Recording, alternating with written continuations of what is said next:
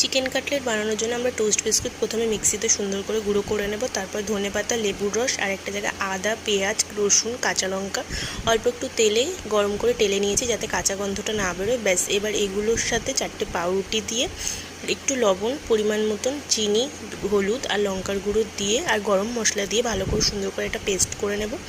আর একটা জায়গায় 6টা ডিম আমি ফাটিয়ে রেখে দিয়েছি। এবার চিকেনগুলো সলিড চিকেন আনতে হবে বাজার থেকে, ধুয়ে পরিষ্কার করে সেটা মিক্সিতে সুন্দর করে পেস্ট করে নিতে হবে। ব্যাস, এবার পাউরুটির সাথে মশলাগুলো যে পেস্ট করেছিলাম তার সাথে চিকেন পেস্টটা সুন্দর করে অল্প একটু রিফাইন তেল আর বিস্কুটের গুঁড়ো দিয়ে ভালো করে মাখিয়ে নিতে হবে। ব্যাস, এবার যে যেরকম শেপ করো সেরকম শেপ করে একবার ডিমের মধ্যে একবার বিস্কুটের কোডের মধ্যে দু কোড দিতে হবে করে তোমরা সুন্দর করে টিফিন বক্সের মধ্যে করে এয়ারটাইট করে 1-2 দিনের জন্য ফ্রিজে রেখে দিতে পারো। যখন খুশি ভেজে খাবে।